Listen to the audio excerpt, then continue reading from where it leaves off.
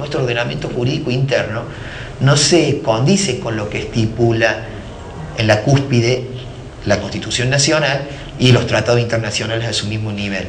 Entonces, no es posible reinsertar a una persona. Y ustedes me dirán, y bueno, ¿y cómo? El secretario, y se lo digo porque el secretario, como ustedes vieron, tiene que informarle a una persona que está privada de libertad que su pena es verdaderamente perpetua. Y yo les puedo asegurar que, primero, actuar directamente con la persona, interactuar con la persona privada de la libertad, no es lo mismo que verlo en un proceso. No es nada que ver con lo que pasa en un proceso. Cuando una persona está en prisión preventiva, su nivel de ansiedad es otro, incluso están convencidos que en algún momento van a salir. Cuando se les dice condenar a prisión perpetua a fulano de tal, todavía no caen en el estado que significa. Pero cuando le tenés que informar que su pena es verdaderamente perpetua y que no va a poder acceder a nada de lo que estipula la ley, la cuestión ya se complica. Se empaña y se entristece, porque no vamos a poder obtener el fin que prevé la pena. Nuestro ordenamiento jurídico interno, a través de la ley 24660, prevé la reinserción social de las personas.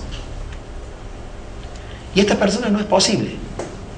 Hubo casos, es público y notorio, personas que en este momento están en esa situación, en una verdadera situación. Eso segrega a la persona en prisión, y no es posible. Ustedes no piensen cuando estemos situados en esta etapa que hoy me toca darle a mí, para atrás. Pensemos para adelante. O sea, ya está. Se vuelvo a repetir, ya nada volverá a ser igual. Nada se va a restablecer como era antes, sobre todo en este ámbito de lo penal. Doctor, nada va a ser como era antes. Los que están cumpliendo penas menores o han cumplido esa reinserción, ¿se aplica? ¿Tiene éxito? Porque para compararla, porque usted está diciendo... Hay personas que vos tenés que tener en cuenta que hay personas que tienen un modo de vida delictual, que viven del delito y que lamentablemente volverán a salir, sobre todo en las condenas cortas, donde vuelven a salir chicos que tienen problemas de adicción y que van a volver a cometer delitos, generalmente en la mayoría de los casos. En nuestra provincia hay un 12% de reincidencia. Lo que los diarios dicen, en parte es cierto, en parte no es cierto. O sea, se informa y se desinforma a la sociedad. En nuestra provincia hay un 12% de reincidencia. Y fíjense en usted, no es malo al nivel de delitos que tenemos nosotros. Y la mayoría son delitos contra la propiedad. No existe prácticamente, salvo algunos casos esporádicos que ha habido, reincidencia desde el punto de vista de delitos contra la integridad sexual, por ejemplo. O sea, si bien nuestra cárcel está poblada en un 70% prácticamente de personas que cometieron delitos contra la integridad sexual. Pero delitos contra la integridad sexual dentro del ámbito intrafamiliar. ¿Estamos? Padre, abuelo, padrastro, concubino, primo, hermano, etc. ¿Bien? No tenemos un violador serial como fue el caso de Córdoba, salvo algunos casos en los que sí hubo una reincidencia. Y que no fue el caso Lucero. Ojo, ¿no? Lucero no fue un caso de reincidencia. Entonces, por ahí lo que se pudo haber llegado a decir o a informar en los diarios no fue un caso de reincidencia. Lucero cometió un delito habiendo cumplido la totalidad de la pena. Ya nada le debía al Estado. Yo siempre pongo un ejemplo que a su vez me lo dio mi juez, con la quien actualmente trabajo, que ella siempre dice algo. Un ejemplo muy ilustrativo. Si vos pagás la última cuota de Ribeiro, ¿tiene que seguirte cobrando Ribeiro? Y no. Si vos pagás hasta el último día, tu pena. ¿Te tiene que seguir cobrando el Estado? No. Entonces el Estado tampoco puede garantizar, ni los jueces pueden garantizar, porque no tienen el oráculo, qué va a hacer una persona luego del cumplimiento de su pena. Y tampoco antes. Ni siquiera cuando van a conceder un beneficio. ¿Estamos de acuerdo? Porque todos cambiamos en una sociedad. De una sociedad ambivalente.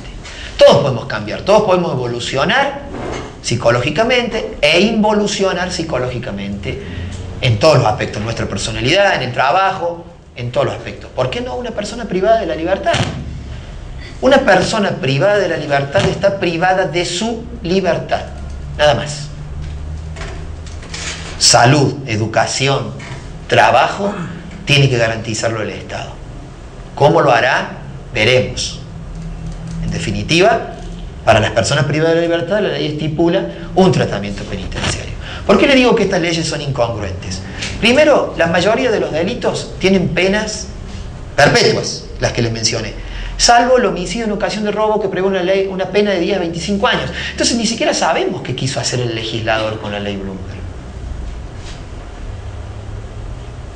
Porque nosotros tenemos chicos que han cometido en algún momento un homicidio en ocasión de robo y le dijeron, bueno, condenar a fulano de tal a la pena de 18 años. Hoy a chicos le tenemos que decir, bueno, tu pena empieza hoy y termina tal día. Antes no tenés nada. No tenés beneficio, no tenés libertad condicional, no tenés libertad asistida. Empieza hoy, 22 de junio, y termina el 22 de junio de tal año. ¿Estamos de acuerdo? Con el que tiene perpetua no podemos hacerlo. Ni siquiera podemos decirle cuándo. Después vendrán los planteos defensivos en su momento. Muchos autores sostienen que eso será una cuestión a determinar de aquí a un par de años. Yo tengo una opinión personal de que no me parece que sea así. Nuestra Constitución prohíbe las penas crueles, inhumanas y degradantes, ¿no? Y una persona a la cual hoy se le notifica que por intermedio de esto, el secretario le dice, no tenés ningún tipo de beneficio, no puedes hacer nada, tu pena es verdaderamente perpetua, vas a estar de por vida en la cárcel.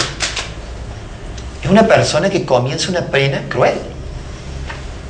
Es una pena inhumana, una pena degradante. No saber cuándo voy a salir de ese estado. Me afecta. Entonces, yo tengo una opinión contraria a que se planteará en su momento. A mí me parece que una defensa podría plantear hoy que se determine si esas leyes son constitucionales o inconstitucionales. Lo que les acabo de decir es el típico caso del derecho penal del enemigo en esta etapa de ejecución penal. Fíjense en ustedes. Porque lo que persigue el derecho penal del enemigo es excluir a las personas que cometan determinados delitos de la sociedad. ¿No? Y bueno, es lo que hace esta ley. Pero es una ley, además, discriminatoria, estas leyes. ¿Por qué? Porque ustedes fíjense en que la ley de ejecución penitenciaria prohíbe la discriminación. Se les va a aplicar la ley de ejecución penitenciaria a todos. A todos, dice, a todos los penados. No establece qué delitos se les va a aplicar. Entonces estaría afectando el artículo 16 de la Constitución Nacional. Todos somos iguales ante la ley. ¿O no es así? Entonces, si la ley en un primer momento fija un tratamiento penitenciario para todos y prevé la reinserción social para todos, y lo prevé en los tratados internacionales con mayor razón, entonces, ¿por qué habría que decirle a estas personas que no?